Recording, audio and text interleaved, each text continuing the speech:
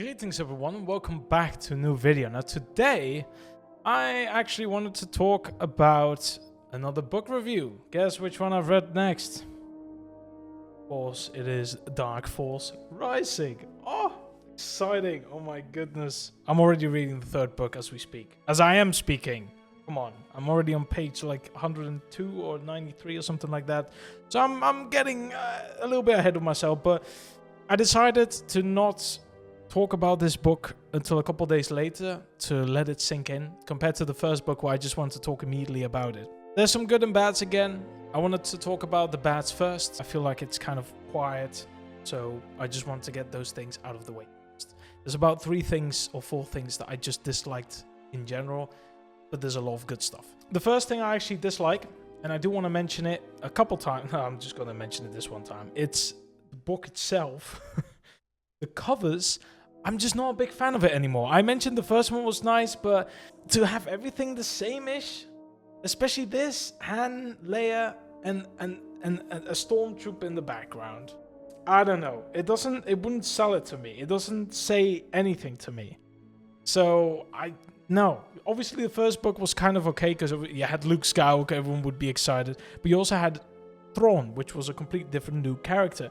But at least give me some Joruus, or give me the Katana fleet, or show me Talon, man, or Mara. Like, I'm excited for these characters. Like, I just want to see them on the cover, not this. Like, I'll talk about the third cover as well. I feel like it's bullshit. I'm not a big fan of these covers. Okay, anyways, that out of the way. Other stuff I do want to mention is Chewie.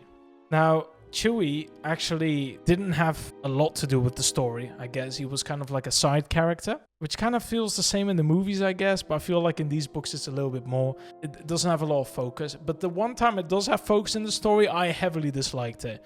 I get it, he's a Wookiee and they are brutes, and they are meant to, you know, be aggressive first, talk later. I just didn't like how they portrayed him with the Noghri, because Leia has countless of times said to Chewie that everything's going to be fine, you have to trust me. I wouldn't be here if Han Solo didn't allow it, even though she kind of had to like find her way to let Han Solo let her go there. But if I even remember if she told him. But anyways, you know, and Chewie was aggressive towards the Noghri, especially I already forgot his name, because he's so far not in the third book anyways. Kabarak. I had to look it up. Kabarak. He was like very untrustworthy towards everything. And I feel like with Chewie, I feel like it's a little bit out of character, because the guy's been with Solo for a long time. And I feel like at least being near a human would sort of like soften and mellow him out a little bit, regardless of his instincts. I'm sure that's understandable, but I just wish he was. I'm sure, the first bit of aggression I can understand, but he was very insistent on being with Leia. He wouldn't accept any no's, and it kind of, everything felt very forced when it came to Chewie, and I just didn't like him as much in this book. That's just my way of thinking about him. I just wish he was just written a little bit differently. The other thing I do want to mention, and I feel like it's not so much a downside about the book as maybe it's just about me as a reader. Obviously, I don't read many books. If anything, these 2 books I currently read are the first books I've read in a couple years. I generally struggled with the first half of the story. I had a very hard time following everything, because there were like 6 or 8 arcs. We've had Agba and Fela, we've had Han Solo and Lando, we've had Leia, the Chewie, and everything in Honoga. We've had Luke Skywalker, Joruus. We've had Mara Jade, Talon. We've had Thrawn and Pelion.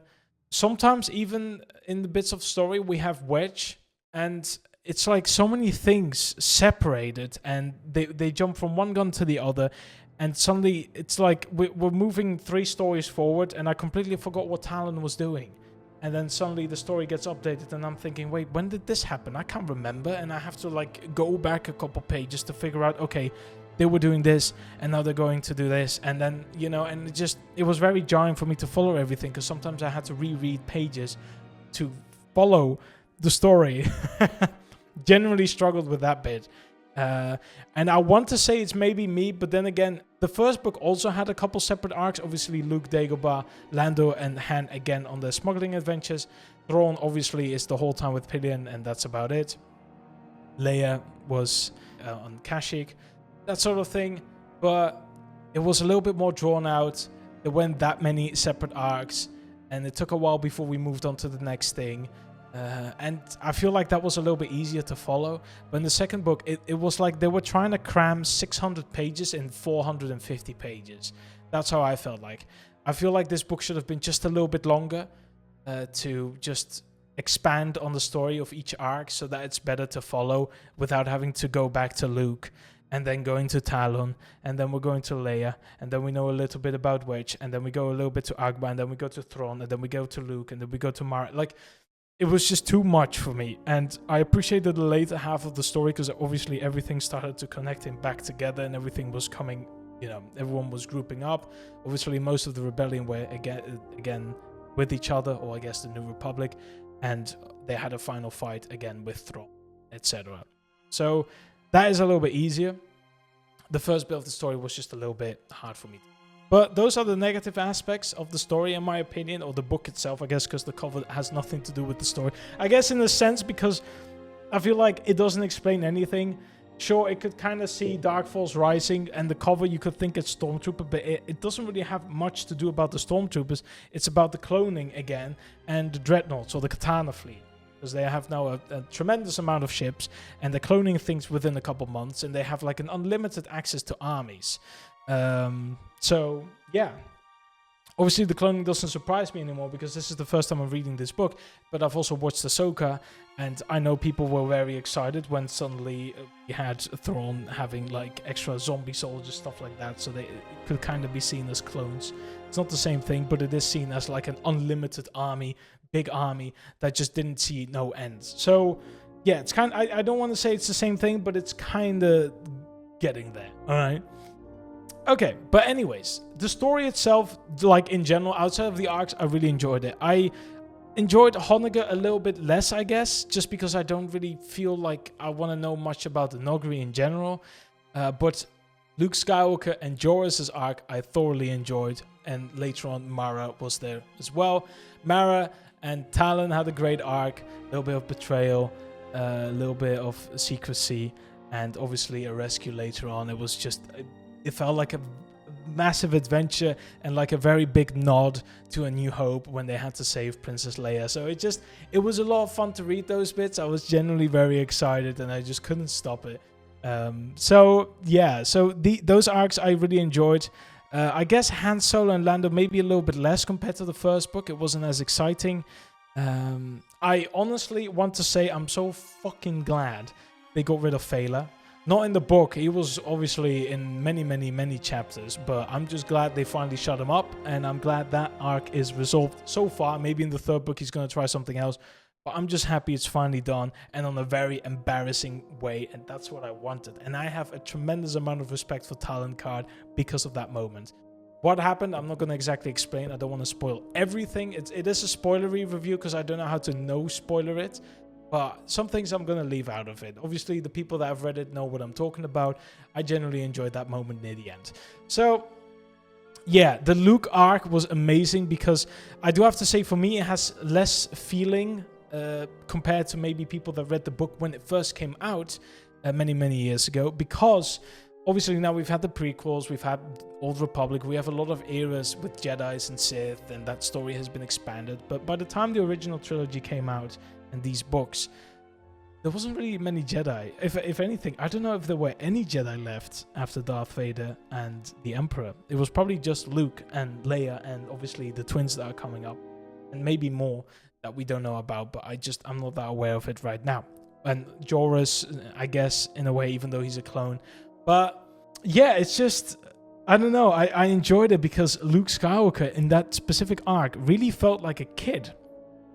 Because for him, he had Master Yoda and Ben Kenobi, and that was that. They both have passed away now. He didn't know about any other Jedi, and now suddenly in some remote planet, there's a Jedi Master. And to him, he was like, I could gain knowledge. And he's from the Clone Wars? Bro, like, we didn't even have mentions about the Clone Wars anymore outside from the movie. Like, A New Hope mentioned the Clone Wars a little bit, and you're telling me this book has a character from the Clone Wars, you know, that sort of thing. Like, people that are reading it for the first time before the prequels and everything came out must have been absolutely crazy for it, because they were like, Luke is gonna meet, between brackets because it's a clone, he's gonna meet a Jedi Master from the Clone Wars. That is a big fan drop. That's a lot of goodies for us and for Luke, because Luke thinks this guy has surmountable of knowledge and I must follow him. And he did it in a very good way, or at least it was written very well, because he apologized to Law. Even though George was a little bit crazy, Luke noticed, but then again, he wanted to see past it because he's a Jedi Master from many, many years ago, and he wants to save him, which is kind of hard for that type of character.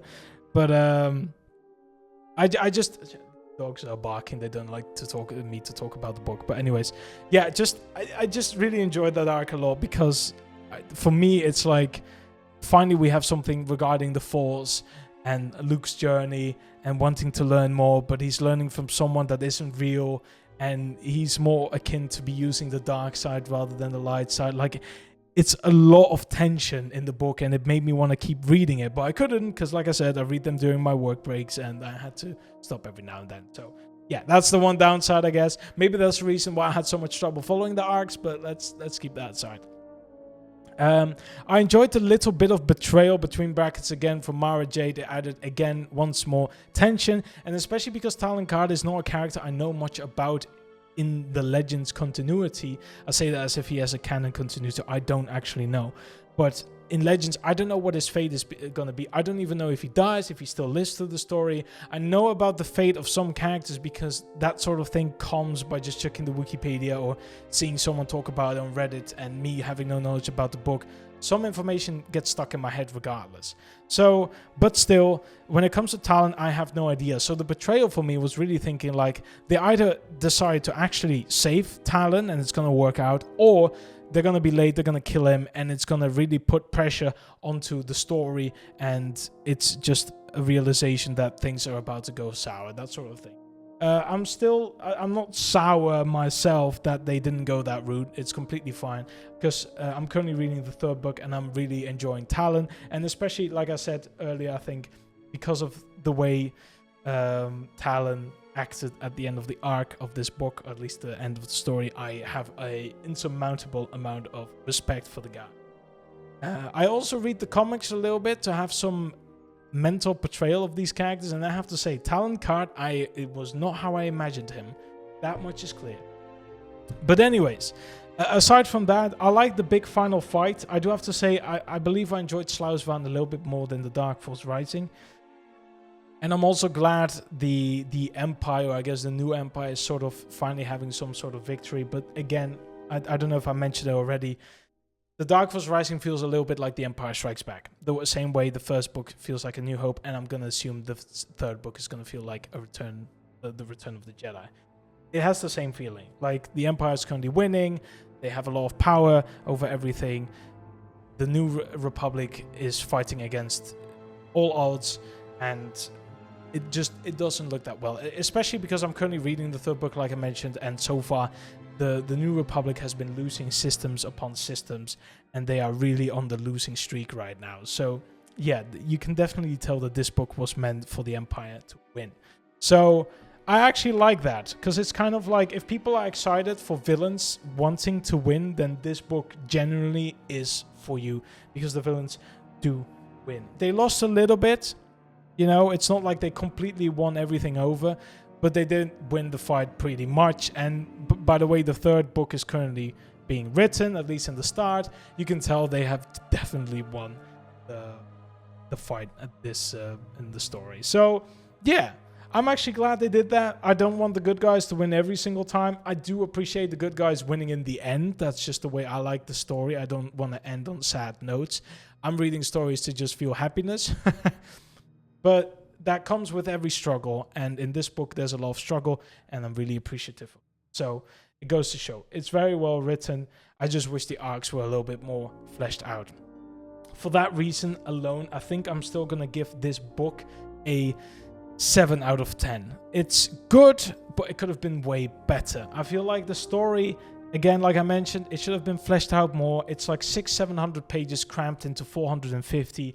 It just needed a little bit more. Everything was a bit mumble jumbled at the beginning of the story. Obviously, later down the line, it was a bit better to follow, and everything was working well together. I enjoyed all the arcs in general, even though I guess I enjoyed the arc of Han and Lando less than the rest, and obviously I didn't appreciate the portrayal of Chewie. It's not the way I want to envision the guy. He's still a little bit more of a brute, and that's not the way I want to see him.